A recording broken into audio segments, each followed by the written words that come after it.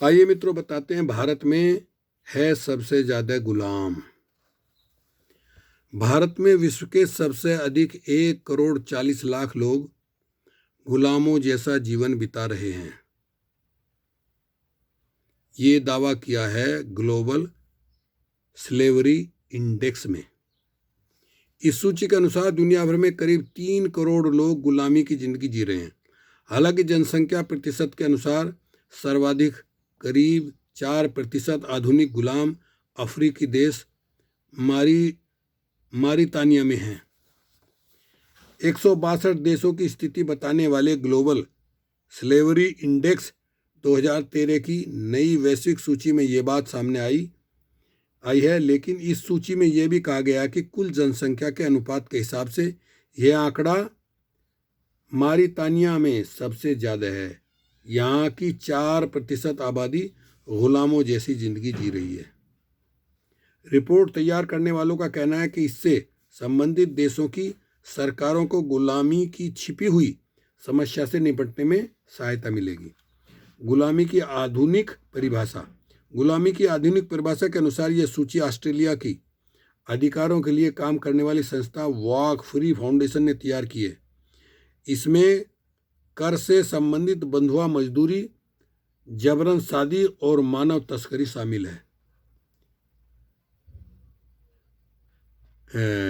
WFF के प्रमुख कार्यकारी अधिकारी निक ग्रोनो ने समाचार एजेंसी AFP से कहा, हमारी बात बहुत सी सरकारें सुनना नहीं चाहेंगी। इस संस्था द्वारा दुनिया भर में 2,90,08,000 गुलाम होने का अनुमान आधुनिक गुलामी के बारे में किए गए अन्य आकलन में काफ़ी ज़्यादा हैं। इंटरनेशनल लेबर ऑर्गेनाइजेशन के अनुसार दुनिया में 2,10,00,000 जबरन मजदूरी के शिकार हैं। भारत में सबसे अधिक गुलाम। इस कल्याणकारी संस्था का कहना है कि भारत, चीन, पाकिस्तान और नाइजीरिया में सबसे ज़्यादा गुलाम हैं। यदि इन देशों में 5 अन्य देशों के आधुनिक गुलामों की संख्या जोड़ दी जाए तो विश्व में आधुनिक गुलामी के कुल अनुमान का 3/4 आंकड़ा हो जाता है। रिपोर्ट में बताया गया कि भारत को लोगों की संख्या के आधार पर मिला गुलामी में पहला स्थान देश के भीतर ही लोगों का शोषण होने के कारण हो सकता है। गुलामी मिली पुरखों से।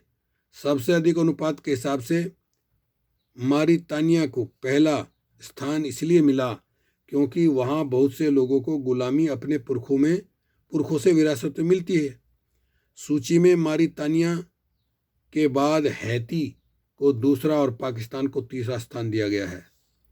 इस सर्वेक्षण को अमेरिका की पूर्व विदेश मंत्री हिलेरी क्लिंटन और पूर्व ब्रितानी प्रधानमंत्री टोनी ब्लेयर का समर्थन हासिल है। समाचार एजेंसी AP के अनुसार हिलेरी क्लिंटन ने कहा, हालांकि यह सूची पूरी तरह ठीक नहीं है, लेकिन यह एक शुरुआत का मौका देती है।